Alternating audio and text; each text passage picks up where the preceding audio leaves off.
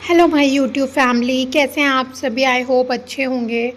तो आज बहुत दिनों बाद काफ़ी टाइम से मैं सोच रही थी ब्लॉग बनाने के लिए, लेकिन हो ही नहीं पा रहा था, बहुत बिज़ी। कभी तबीयत थोड़ी सी ख़राब हो जा रही थी, कभी कुछ कभी कुछ। फाइनली आज मैंने सोचा कि चलो एक ब्लॉग बनाते हैं। तो अभी मेरा प्रेगनेंसी का 8th मंथ चल रहा है और 7th मंथ में मुझसे एक बहुत बड़ी मिस्टेक हो गई। एक्चुअली मुझे डॉक्टर ने पहले से ही बोला हुआ था, स्टार्टिंग में ही, जब 3-4 मंथ चल रहे थे, डॉक्टर विज़िट मैं कर रही थी, तभी मेरी डॉक्टर ने मुझे बोला था कि आप अपना स्वीट्स वगैरह आप कम से कम लेना। क्योंकि मेरा जो है वो मेरे जो पेरेंट्स हैं, मेरे मम्मी पापा दोनों को ही डायबिटीज़ है। तो डॉक्टर ने मुझे बोला था कि आपकी डायबिटीज़ की प्रीवियस हिस्ट्री है, तो इसलिए आपको आपके चांसेस बहुत ज़्यादा हैं।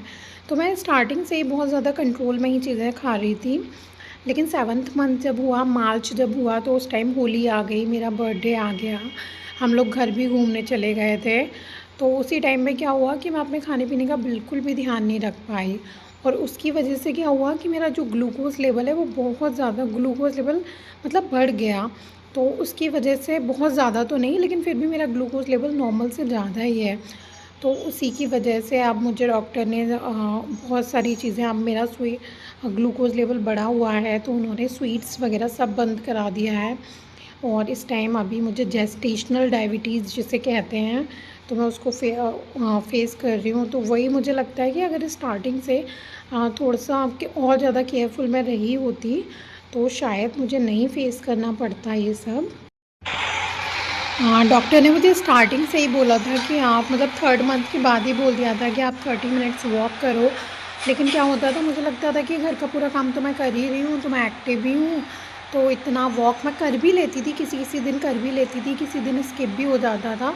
तो मैं उतना ज़्यादा सीरियसली उसको ले नहीं रही थी एक्चुअली। शाम को मैं अपना, मुझे लगता था कि पूरे घर का काम कर ही रही हूँ तो उतना सफिशिएंट है। लेकिन नहीं, अगर स्टार्टिंग से जैसे वॉक वगैरह करते रहो, तो अभी जिस टाइम ये ग्लूकोज़ लेवल वगैरह ये सब मेंटेन रहता, घर का काम करना अलग ही बात है और वॉक करना वो अलग ही बात है।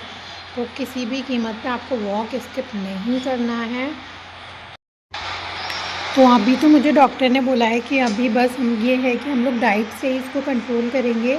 अभी जेस्टेशनल डायबिटीज़ जो मुझे निकला है, ग्लूकोज़ लेवल मेरा बढ़ा हुआ है, तो अभी तो उन्होंने बोला है कि सिर्फ डाइट से कंट्रोल हो जाएगा, कोई भी वो मेडिसिन वगैरह नहीं देंगे और बच्चे को इससे कोई भी नुकसान नहीं होगा। क्योंकि अभी 8th मंथ में जाके रिकॉग्नाइज़ हुआ है ये। जिन लोगों को पहले से डायबिटीज़ होती है तो उनके बेबी को प्रॉब्लम होती है, लेकिन अगर अब, क्योंकि अब पूरा बेबी बन ही चुका है, तो कुछ ऐसे प्रॉब्लम नहीं है। बस ये है कि अब मुझे डाइट में सारे जितनी भी स्वीट्स चीज़ें हैं वो सब बंद करनी पड़ेंगी, और डॉक्टर ने उनका जो भी चार्ट है वो दिया हुआ है, तो डाइट चार्ट बना के दिया हुआ है, तो वो उस चार्ट के अकॉर्डिंग मुझे खाना होगा। अब ऐसे पहले जैसा नहीं है कि कुछ भी बना के खा लो। मेरी मदर इन लॉ ने मुझे बोला था कि अब तुम्हारा 1 मंथ स्टार्ट हो गया है, तो तुम ड्राई फ्रूट्स के लड्डू वगैरह बना लो। एक्चुअली मैं सोच ही रही थी कि लड्डू वगैरह बनाऊंगी, ड्राई फ्रूट्स वाले खाऊंगी। तो अब तो कोई चांस ही नहीं है, अब तो जो डॉक्टर ने बोला है बस वही खाना है, लड्डू वगैरह सब बंद।